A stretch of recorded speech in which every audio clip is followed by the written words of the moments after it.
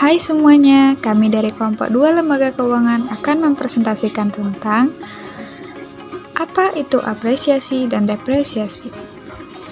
Apresiasi mata uang atau currency appreciation adalah meningkatnya nilai tukar sebuah mata uang terhadap mata uang lainnya.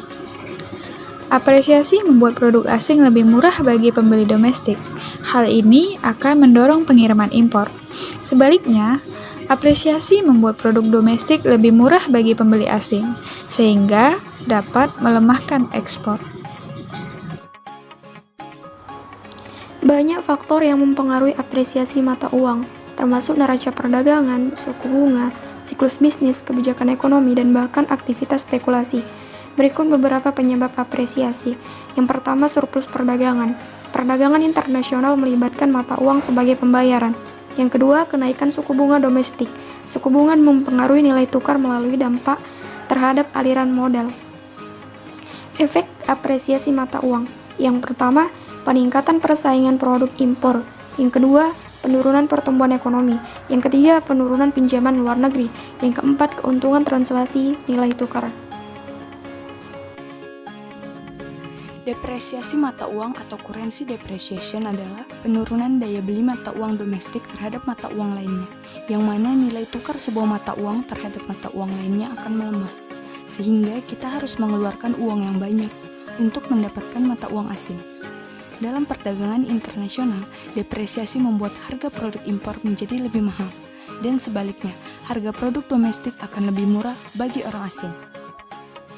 Beberapa faktor yang menyebabkan fluktuasi nilai tukar yang termasuk diantaranya adalah neraca perdagangan, di mana defisit transaksi berjalan ketika nilai impor melebihi ekspor akan menyebabkan depresiasi, dan sebaliknya ketika nilai ekspor melebihi nilai impor akan terjadi surplus transaksi berjalan, di mana akan terjadi apresiasi.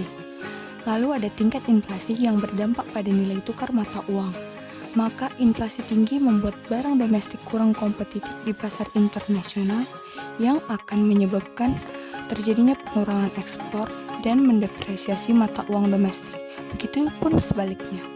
Lalu yang terakhir ada suku bunga, di mana suku bunga domestik yang lebih rendah akan mempersempit selisih spread antara suku bunga domestik dan internasional, yang mana aliran keluar akan membuat mata uang domestik lebih lemah atau depresiasi.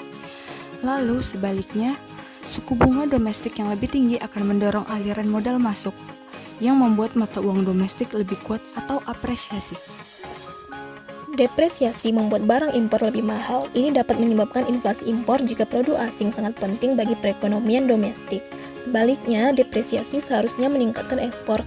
Itu karena orang asing akan meminta lebih banyak pada barang-barang domestik karena harga menjadi lebih murah bagi mereka. Singkatnya, depresiasi menyebabkan impor lebih sedikit dan lebih banyak ekspor. Oleh karena itu, neraca perdagangan harus positif atau surplus dan mendorong pertumbuhan PDB real domestik atau pertumbuhan ekonomi.